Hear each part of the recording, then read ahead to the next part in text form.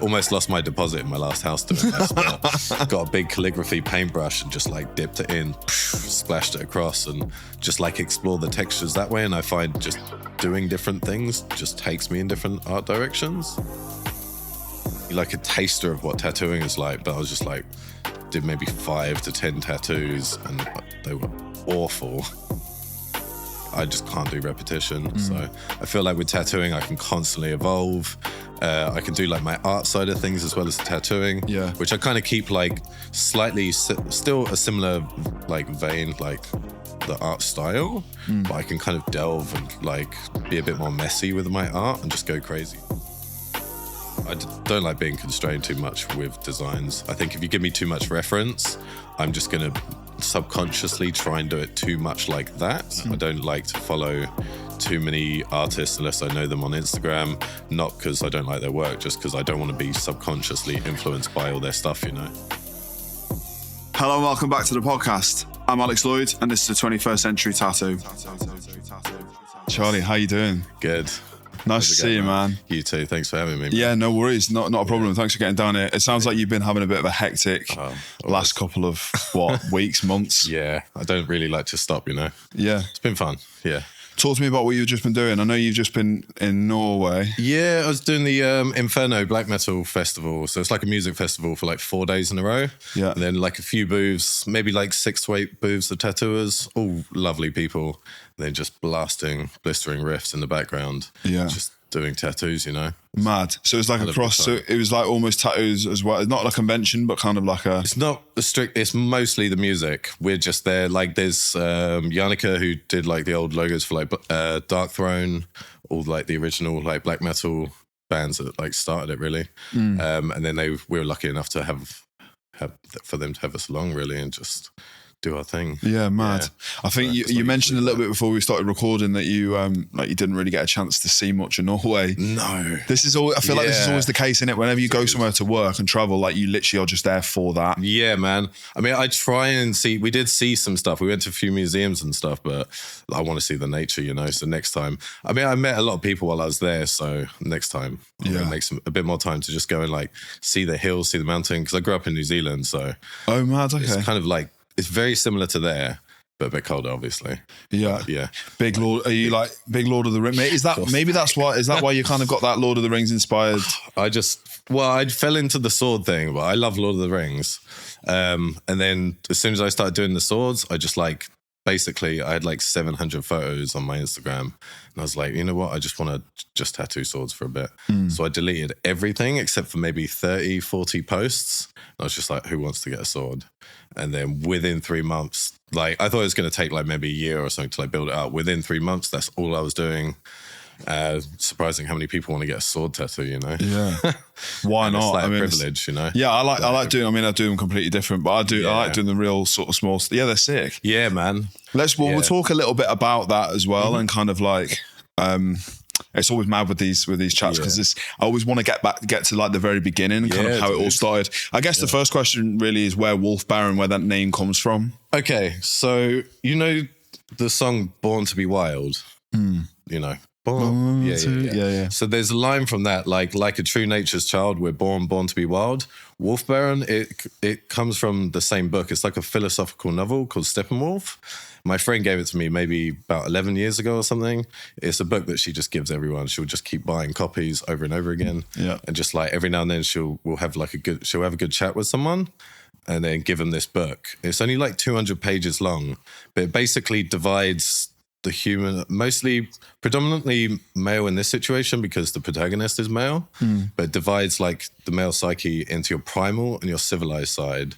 So he's like into philosophy. He rents like these like spaces. Like he's a bit of a dirtbag. He just drinks wine, listens to records, reads philosophy. Doesn't really, like, it's more like stuff like that, you know. But he stays in like really nice houses. And he doesn't really want to go outside of his comfort zone. He's just all about that, like thinking a bit too deep about eternity and things. And then he meets this girl and then she tries to open him up a little bit and get him to experience a bit more about life. And then it just talks about the duality of man and like how you can only really live in in peace properly if you choose one path or the other path. But I don't really agree with, I get it, but I don't really like, so if you should go to shake someone's hand that you kind of don't really like, but you're doing it out of formality's sake, like that's like the civilized side, but then your primal side is kind of like, oh, why are you doing that? Like, screw this guy. Yeah. That's interesting. I mean, I don't know whether it's kind of similar, but I mean, I read a book recently called, what was it called? It was called The Chimp Paradox. Okay. And that's talking about a similar, I feel like it may be kind of a similar aspect about how you've got like two sides to your brain, and one is that kind of like, primeval side. Yeah, exactly. So I've always been fascinated by that. So yeah, the wolf is the primal side. It's like all of your primal urges and natural instincts. And then Baron is the civilized side. So, mad. But my nan originally comes from Germany, so I use the spelling with the U, put it all as one word. It's cool. It's got a ring to it, instantly recognisable. Yeah. It's sick. I presume so that like it's at that point that you probably just get called Wulf Baron. Yeah. No, but like, do you know what I mean? Like, you get to that level of notoriety where people don't even really know what your name is. You know what I mean? It's It's cool, man. But I think everyone calls each other by their Instagram names, don't they? Yeah, it's a weird world we live in. Yeah. What was it about that story then? Did you just feel like you kind of connected with that protagonist then? Well, I do love philosophy, and I grew up like in the punk scene and stuff, so there is an element of that, like primal, like with the punk, like I don't know if you've ever been to like punk shows or not. Don't really know what kind of music you're not personally into, but I don't know if you can just imagine like the ferocity and like the riffs just kind of stir something inside you. So like I've always been drawn to that and reading and stuff like that. I've always been drawn to both. Second I read this book, it was just like, that's me. Like, I get it. Like, yeah. Love it. Yeah. I think it's cool, man. No, it's sick. And it's like you're so into that. And I think for that to come through in your work, and maybe let's talk a little bit about kind of how that manifests itself in your work. Obviously called The King of Swords. What is it about swords then, and maybe their significance, and why you kind of decided to take that route with your work? Okay, I think swords in particular, because it's something that everyone can kind of like throughout history. In like when I grew up, my dad used to like play me kung fu movies and stuff. So it's like that is like the way of the sword, the way of the samurai. You know, it's all in every culture. There's like a ceremonial sword, like it's the family heirloom, to say, you know. So it's knighted with a sword, and it can mean anything. It can be something of peace, or like just something for protection, or it can be like a weapon of war. It can be anything. It's quite a neutral symbol. It can be something beautiful and elegant, or it can be something raw and disgusting, you know. Like you can, I think it can appeal to everyone. I think it's just a really solid symbol, and it's something I've just always been drawn to. Like with the samurai stuff, there's the saying like strike while the iron is hot, about like making swords. Like when you're a blacksmith, the second that like iron cools down, it's just not going to hit the same. You're just not going to be able to make the sword, you know? So and that also with the strike while the iron is hot, also kind of, I don't know, I'm a bit like that as well. Like any opportunity you get, you've just got to take it and run with it, because you either take that opportunity or you don't, and then you regret it, you know? Yeah. And it's too late and that moment's gone, and then you just like wasted it. Do you find then, like, have you had experiences like that where you've maybe like held off from making a decision and it's everyone has, It's like everyone, there's always constantly opportunities to do something, even just something small, like going to a park with a friend or something like that, and then you end up like meeting a few people and then become like best friends with them later on. Just something simple like that. Or like a business opportunity that you're like too scared to take because you don't want to move town. And it's uncomfortable. Like give up, like when I moved from New Zealand, just gave up everything. But that was to pursue tattooing. I was like, once I get here, I'm staying here. I'm just going to like work on it. And that's it. Just jump all in.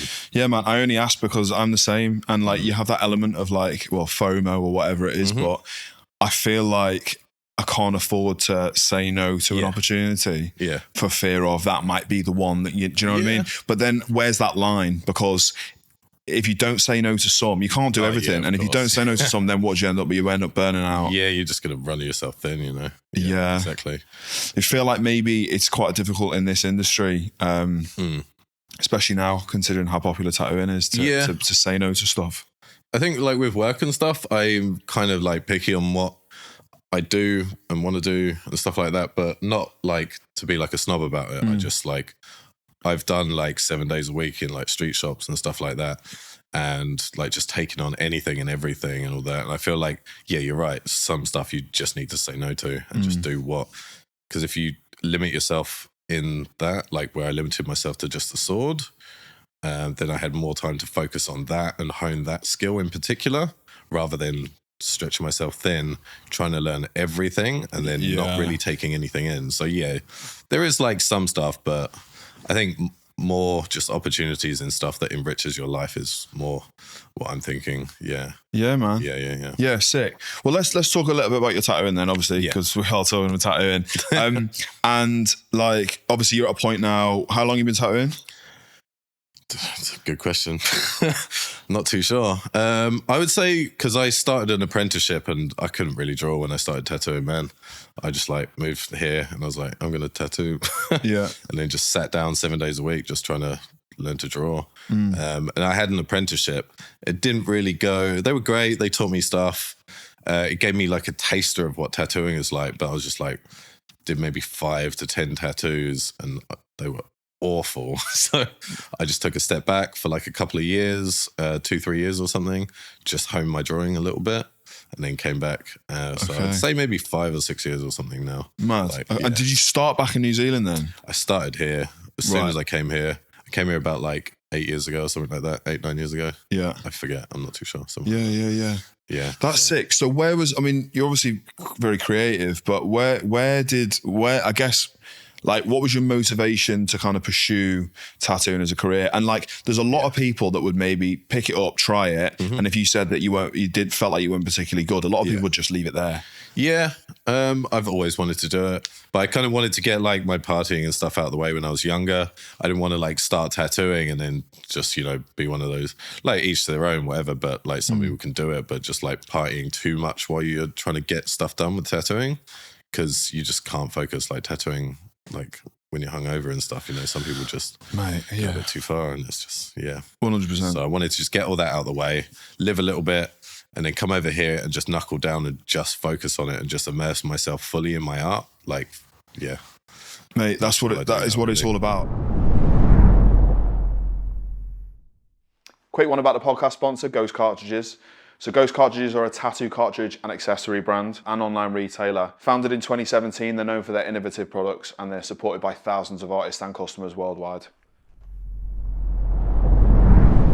What were the inspirations to kind of actually get into it though, like kind of, where were you kind of first like surrounded by tattooing? I mean, I know myself, like I don't know, I kind of feel like I fell into it because it feels like that, or it felt like the best way for me to kind of express myself through like creativity and my art. In general, we'll do that. Yeah. So like, I guess, how did that kind of come about? Well, I used to do music quite a lot. I feel like it's kind of a similar vibe, So you could just kind of put yourself into your art. That's just, I don't know. I've done so many different kinds of jobs.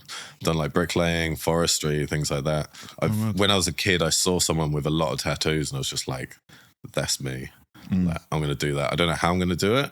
Don't know when I'm going to do it, but I'm going to do it. And I just, like with music and stuff, I felt like I could make something out of music, but I didn't really want to. Like just playing like the same set for 20 years. Like the Rolling Stones, how many times they played like Paint It Black and stuff like that. Yeah. It's a weird one. Yeah, because I'm the same. Like I was in a band at school, do you know what I mean? And I love music, like massively, collect records. I'm big into music, but then I never really saw that as like something I'd want like as a career. Do you know what I mean? Yeah, I got like loads of friends in bands who do it like successfully and they like absolutely love it. But I just can't do repetition at all. Like having to, it's just, I can't sit still and I can't do repetition. So I feel like with tattooing, I can constantly evolve. I can do like my art side of things as well as the tattooing, which I kind of keep like slightly still a similar like vein, like the art style, but I can kind of delve and like be a bit more messy with my art and just go crazy and just get like all these different ideas which kind of inspire my tattooing. So Yeah, maybe stuff that you wouldn't necessarily tattoo. Yeah, well, yeah, some stuff just doesn't look good as tattoos, you know, like yeah, for sure. People don't really realize translate. Yeah, yeah, man. So just talk me through it then, just like how it happened. So you moved over to the UK. Mm-hmm. So did you have like a traditional apprenticeship? How did it how did that happen? Where were you, and how did you end up kind of in London? Well, so my friend Tyler, she was about to leave an apprenticeship and she knew I really wanted to do it. So she was like about to quit one day and she called me up and she was like, Charlie, I'm not going to turn up today. Just call the shop and just ask them if they need a hand. So I called them up and they were like, where's Tyler? Like, she's still not here yet, blah, blah, blah. And then like an hour later, they called me back and they were like, can you come in today? So I just went in there and I just did it. Like, you know, you don't get paid for most apprenticeships. I got like 20 quid like a day, which is like nothing, but you know, it got me with there and back. I think that apprenticeship though, I don't really count that as much. I'd say my main apprenticeship was when AKA was in London and I sent them an email. This is when I like started again. Yeah. I sent them an email asking if they needed help. So I did kind of the same thing. And then one day a few months later, they emailed me back and they were like, I was living in Southampton. So, yeah. It's been all over. Yeah. I really like Southampton though. It's all right. Good music scene. Different vibe. Vibe. Yeah. It's just like, for me, like I like nature and stuff like that. So it's good to be in London and base yourself here and just travel everywhere. So I was like working like 3 days a week doing like bar stuff and then traveling. So I was to do my apprenticeship in London just to be around them and just watch it. Yeah. Do you enjoy doing that, kind of moving around? Because that would just fucking exhaust the shit out of me. Yeah. Like, I don't know, like on my days off, I'll just sit there and do nothing sometimes. But even, work a couple of days a week and I'm always finding something to do. Yeah, man. Yeah. Well, let's talk a bit about that and kind of like life outside of tattooing. I guess a question that I'd written down here, which I think is quite important, is like how you actually view tattooing as part of your life and like what life is like for you outside of your career. I think it's all kind of interwoven, like the stuff I do outside of work, going to gigs, hanging out with my friends that are all it's quite an eclectic, different group of friends. It's all kind of the same kind of thing, like quite wild. I don't know. Always doing something weird.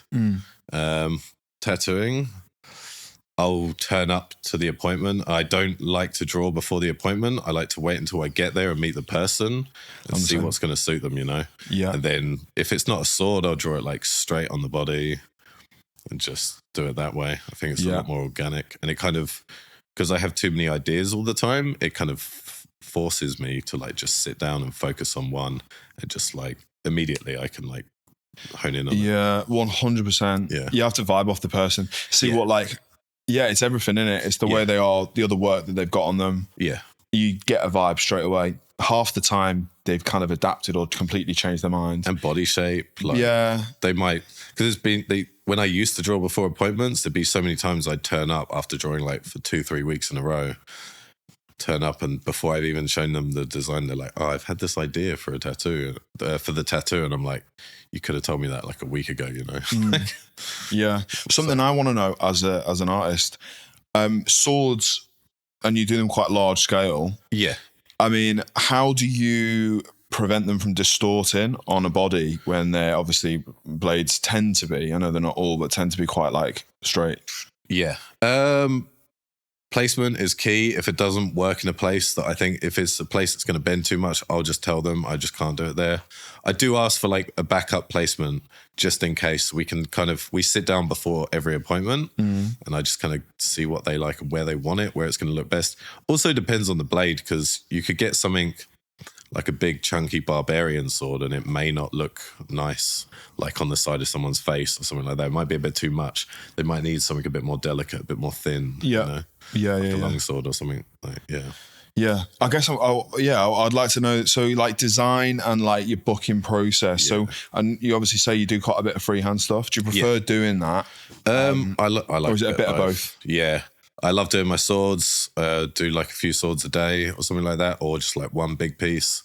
I've started doing a few more like back pieces, big thigh pieces. Yeah. With those. Seen some of those. They look sick. I think it was one you did like the whole outer leg.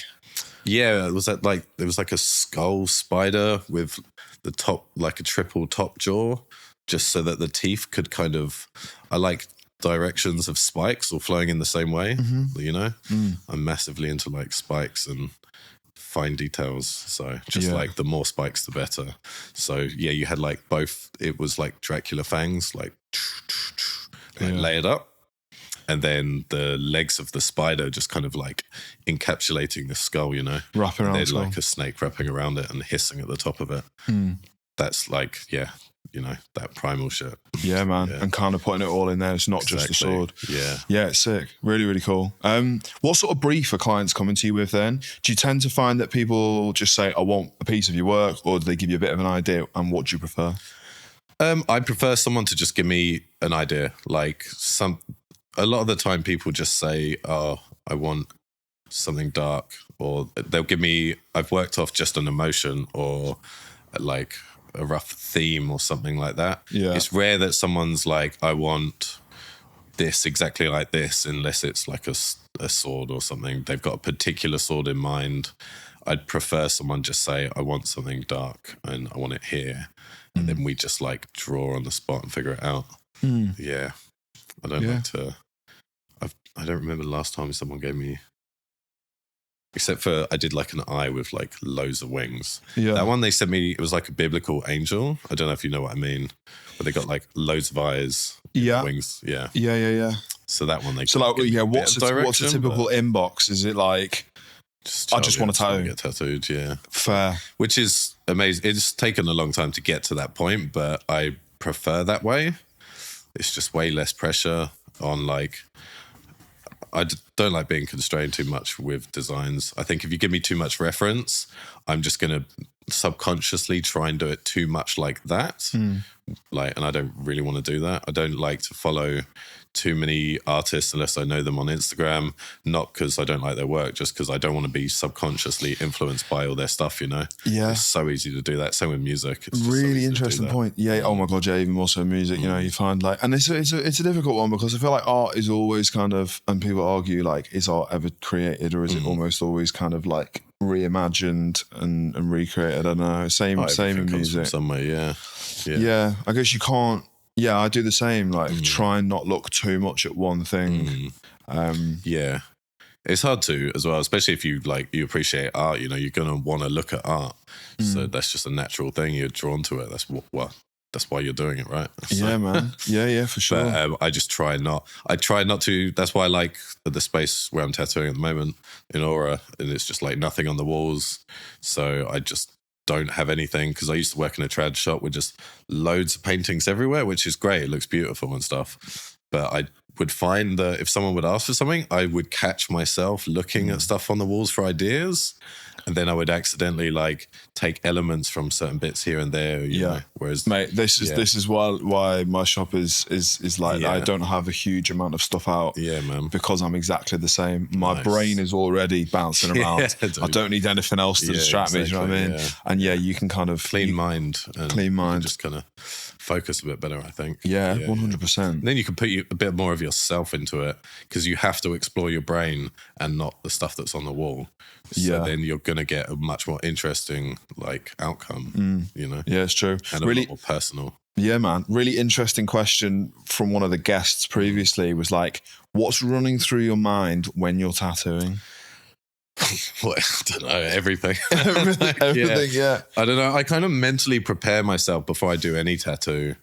Like my forehead says ritual. It's like I always kind of hone myself in and like kind of on my way into work, or like it's kind of like a quick 10-minute like meditative thing, or however long, could be a few seconds just before I start the thing. And I just take myself to a place. And then when I'm doing the tattoo, all I'm thinking about is just like every next detail, the next 3 details. So I tattoo pretty fast. So I'm just always doing like 3 different bits at a time and just kind of just trying to work on getting the textures, because a lot of my details are kind of inspired by like nature and stuff. Yeah. So like tree bark and like texture in rocks and stuff like that.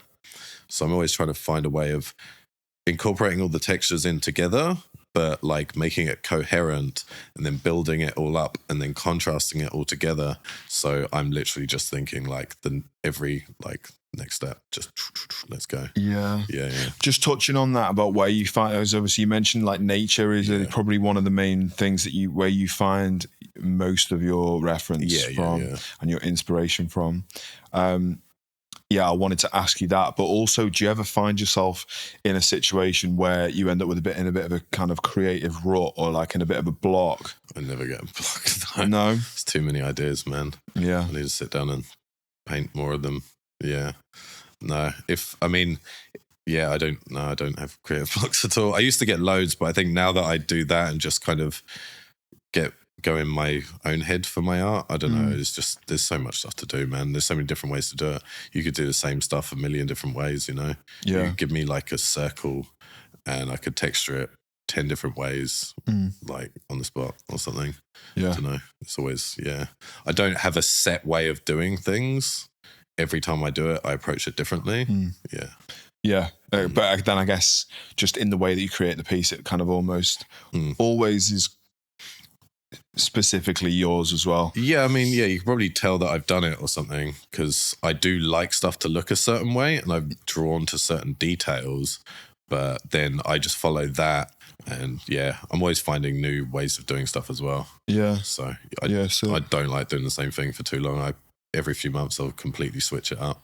Yeah.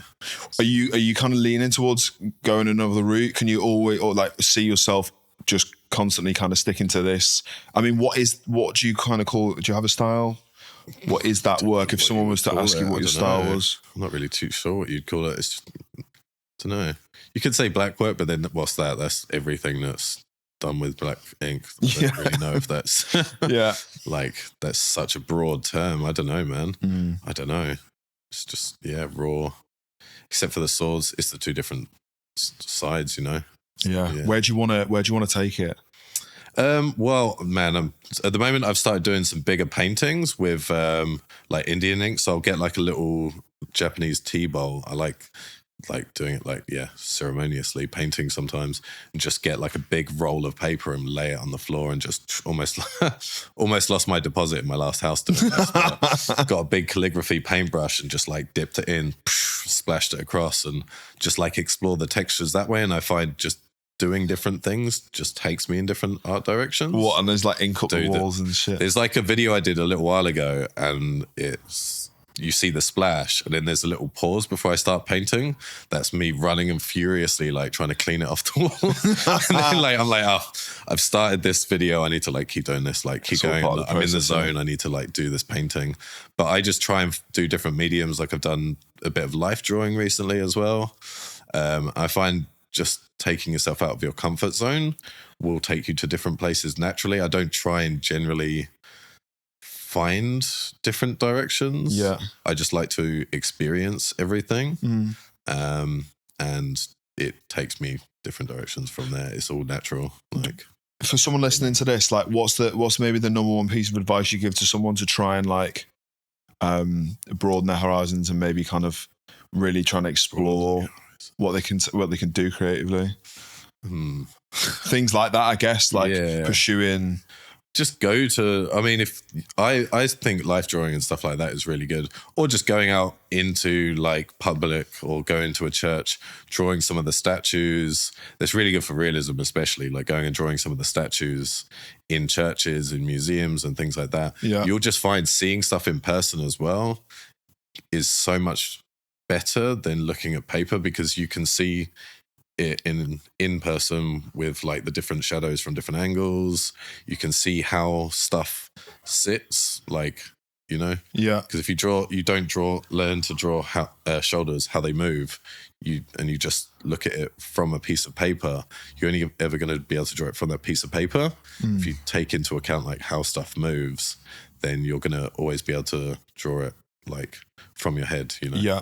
Yeah, like learning anatomy, things like that. What about seminars and stuff? Have you ever been to any? I've never been to any seminars. I would love to though. I think that would be really good. It's always good to, like when I first started, I would watch like loads of interviews with tattooers, artists, like even painters that I don't really particularly follow their style, like contemporary, like simple 3-color palette, like modern art. I'll watch interviews with them because there's always something you can learn off everyone. Yeah. I'll watch like interviews with like fishermen or like cooks, like Chef's Table. You watch that? Yeah. Dude, all of their stories they've got to tell is just like super inspiring. So I think you can just get inspiration from every facet of life and, yeah. Yeah, mate, it's sick. Yeah. I mean, it's something I really need to do is take the time out and go and do some more seminars. Man. But I guess with how much you're traveling, and everywhere does it so different, you must be picking bits up all over the place. Yeah. Is there an artist or artists that stand out to you at the moment who you kind of like really, think, like that they're really kind of leading it? What, in tattooing or just in general? I guess generally, really. But tattooing as well. It's textures, man. There's this woman, I think her name's Teresita Fernandez or something. And she works with just like ground up charcoal and like just smushes just Google her later. Teresita Fernandez. Her stuff's incredible. I can't remember where she's from, but. Do you like abstract stuff? A little bit. What, like splashes and stuff? I don't know, yeah. It depends. There's a couple of, I don't really know artist names to be honest, but I do like it if it's done in an interesting way. There was this guy from, I think he was from Holland, and he takes like both his hands and he's like this little old man and stuff. He's like moving really frail, but then he'll take both his hands, dip them in the paint and just kind of like dance with it all over. Yeah. Like the speed you see him move and like you see this like animalistic side of him just come out and just come onto the paper, Yeah. He's so prolific. He'll do like 10 paintings a day, 10, 20 paintings a day. And I'm talking like paintings that are like 3-4 meters by like the same, like shit. Yeah, it's mad. I don't know. Like I say, I don't really follow too many tattooers unless I just try not to, just because I don't want to be don't want to kind of confuse jack their style, man. Yeah. Like sure. It's just rude. Yeah, man. But you got to keep it authentic, innit? There's so much talent out there, so I'm inspired by there's so much talent at the moment, like everywhere, like constantly new crazy tattooers and artists coming up all the time. So I just try and watch like a little bit of everything. Yeah. Yeah, sick. If you're enjoying the episode this week, don't forget to leave us a rating and a review wherever you listen to your podcasts. So I guess what I'd love to know, what equipment are you using? I want everything, machines, needles. Dude, I used to use coils. That's it. Now I just bought 2 Amazon pens. That's all I use. I've used the Cheyennes, I've used the FK, all that. Yeah. I like them, but I just love, this is just constant, like, that's it. And then cartridges, I'll use single needles pretty much for everything, even my big pieces. Really? Yeah, man.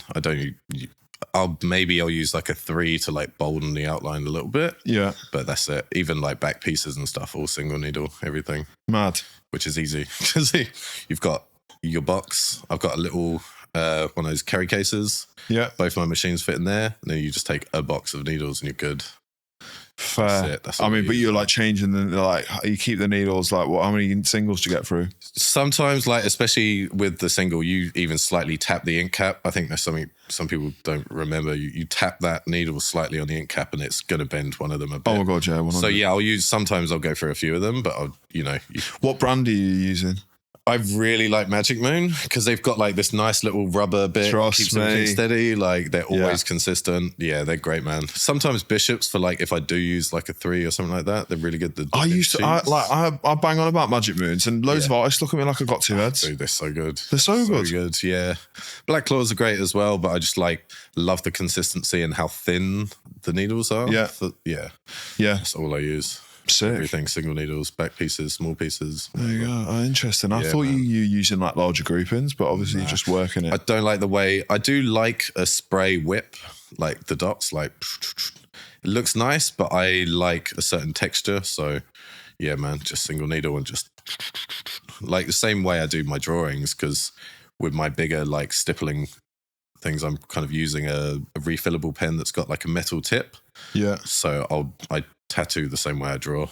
Sick. Yeah, just like Yeah. I'm the same. Like I work, it's weird. I kind of apply how I would paint, but then I think I create and design in more of an illustrative fashion, which is, I guess, kind of like, I don't know how, it just organically, that's just kind of how I've always created and drawn, you know? Yeah, it comes out super smooth though, the way you do stuff. It's Thank cool. you, man. It's nice. It's cool. I've still got a long way to go, but I'm enjoying just kind of, I like the pressure of like working. Do you know what I mean? There's like, am I going to fuck it up? Who knows? I need that pressure. But that's it. I think I work well under the pressure. Yeah. I can't have too much like of a relaxed environment because then I just won't get shit done.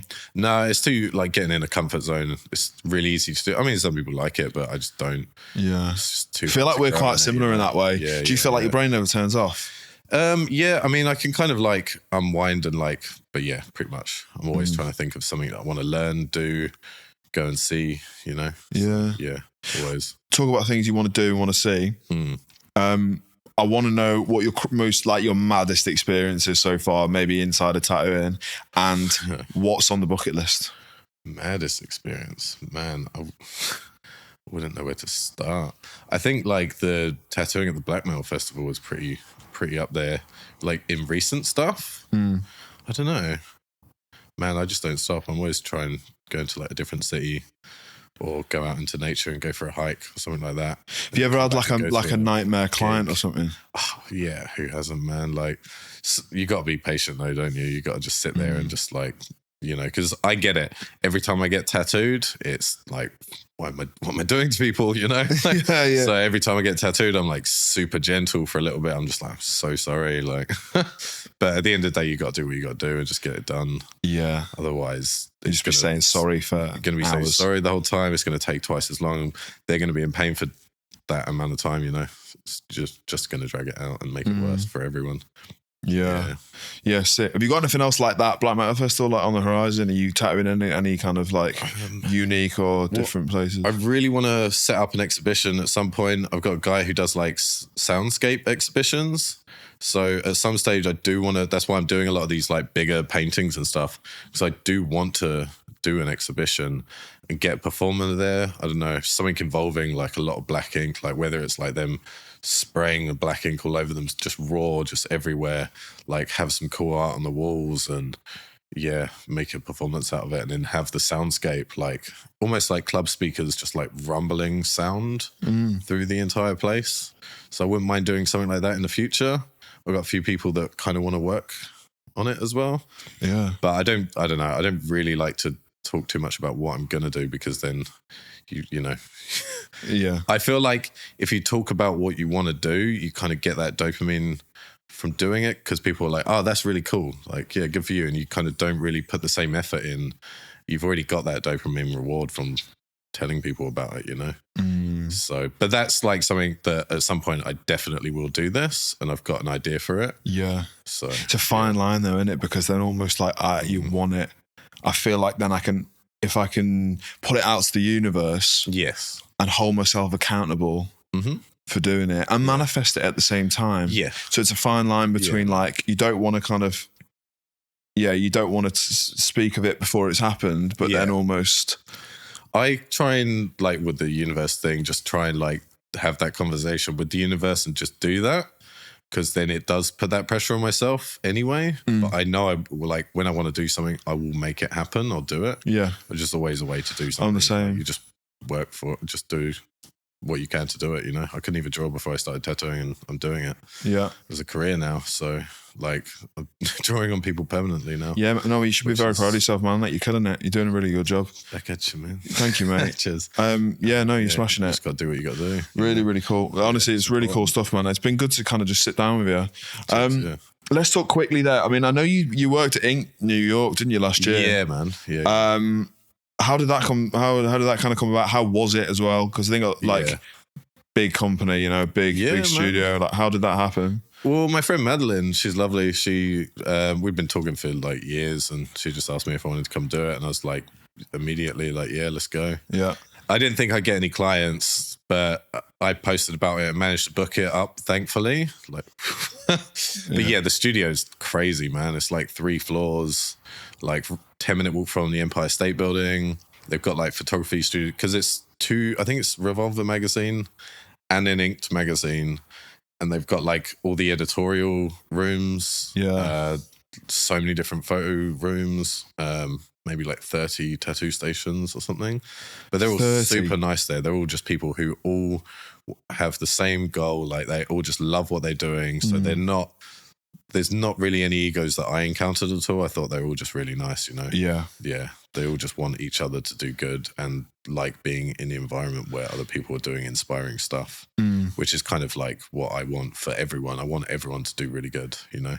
Is it a different vibe and a different clientele out in New York? Like, dude, I'm still doing swords, man. I mean, I think America, you know, they love their realism. Like it's huge over there. So that's why I was a bit worried if I was going to get any clients. Realism and like hyperrealism in color and stuff like that is super popular there. I think that is more the style that, and a little bit of like American traditional, obviously, because that's where it comes from. So, yeah, I think that's what they've got going. But no, I just tattooed the same stuff, man. I did a big back sword, pretty much just swords. Yeah, pretty much just swords. Yeah, but yeah, the shop was crazy. It's huge. I do want to go back at some point. New York was fun. There's a lot. It's like like London, but just on a larger scale. Yeah. It's on the list. I want to do New York. I want to do LA as well, man. Yeah. It's a long... Make it happen. Yeah, man. Just find a studio and just go there. Just don't even worry about if you're going to get bookings. Just do it. Yeah, just go for it. Like, if you think about it too long, you're just not going to do it. So just get out there.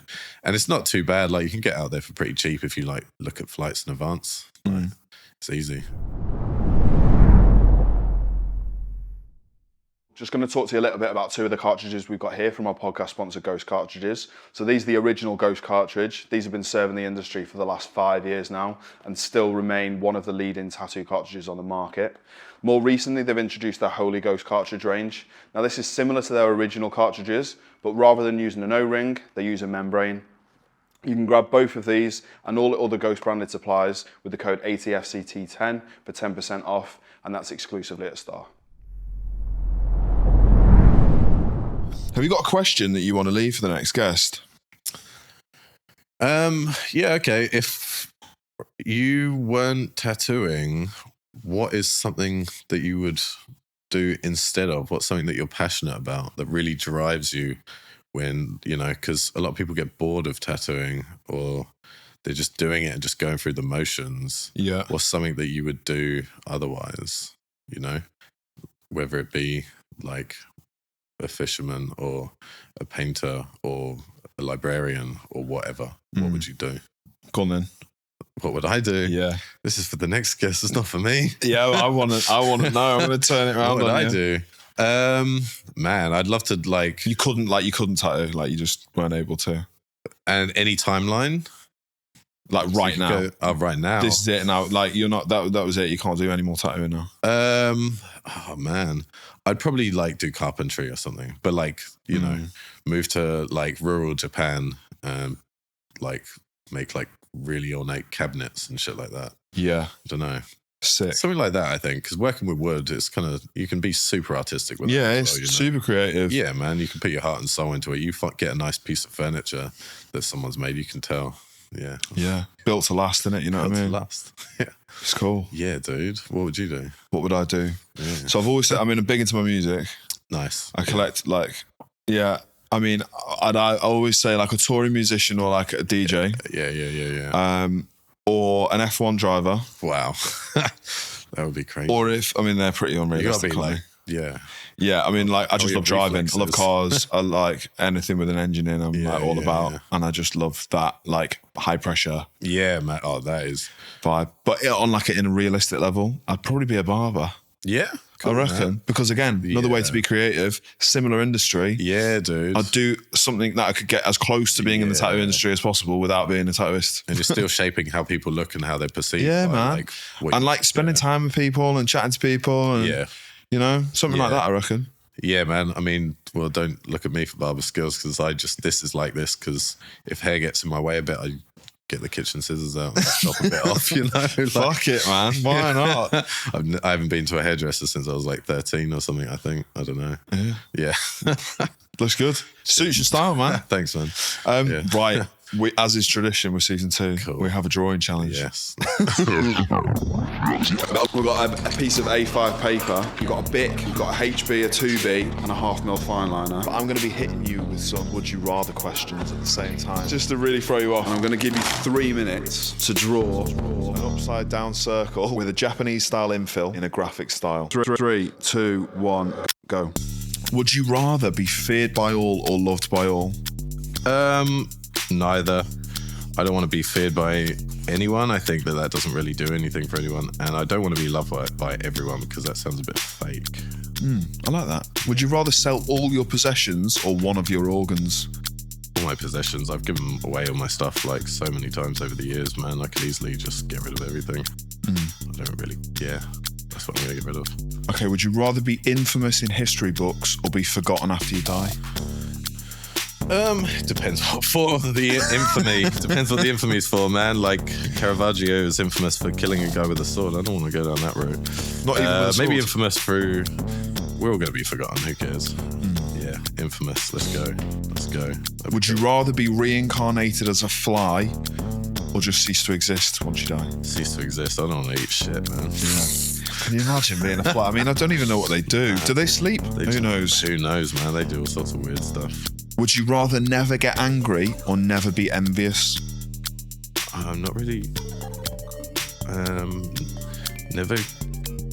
Wait, what? Or never be envious? Yeah, never be envious. Never be angry or never be envious. Because you need a little bit of fire sometimes, you know? You need a little bit of fire sometimes. Yeah. However you direct it, you need a little bit. Yeah, I feel like it's what drives you, innit? Yeah. Would you rather have a horribly corrupt government or no government? Oh, see, no government is tricky because then there's like pure anarchy. No government. It still would probably be more preferable. We already got a corrupt government, so I'd rather try the other one out. Yeah. And also then I feel like as a society we can kind of like go back to pagan roots and like live with nature and do some, you know. Yeah, love it. Hail the sun. Right, we're at 1 minute left. Would you rather be held in high regard by your... Hey? I'm pretty much done. Okay. I mean, yeah. Would you rather be held in high regard by your parents or by your friends? Friends. Rather be poor but help people or become incredibly rich by hurting people? Poor and help people. Yeah. Would you rather humans go to the moon again or go to Mars? Neither, man. Let's try another galaxy, see what's happening there for a bit. Mars, it's all right, but it's pretty close, isn't it? Yeah, love it. Yeah. Would you rather know the uncomfortable truth of the world or believe a comforting lie? Believe a comforting lie. I don't really care.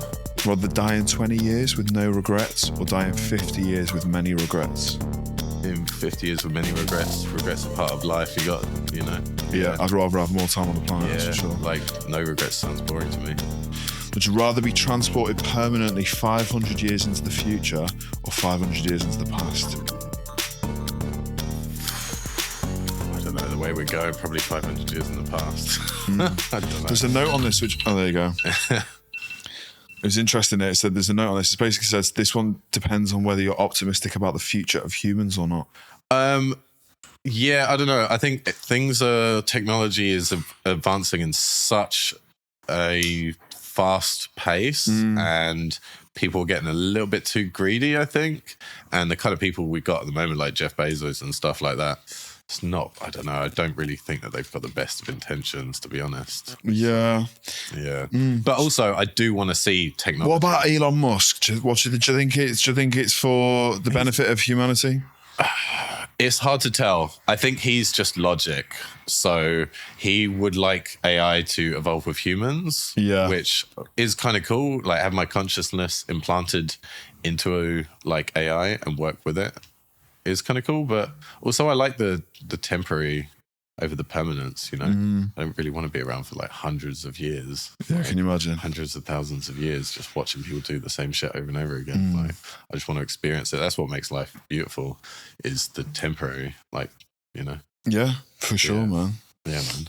Right, how did you do? Let's have a look. I did a little tree by a river, a little hut by a river with a few little bushes there and some branches just over the top. Love it. Yeah. Quick as well. It's really, you are quick. I did it in a whirlpool as well. So got the Japanese sort of vibe going on. If you can sign it, print it, date it, that'd be amazing. Nice, cool. So I guess really just to kind of tie it up, love to know like what your vision is for maybe the next few years in tattooing, like and what's the end goal really for your work? Can you ever see yourself stopping tattooing? No, never. I've cut my days down in tattooing, so purely so I can focus on other stuff as well. Yeah.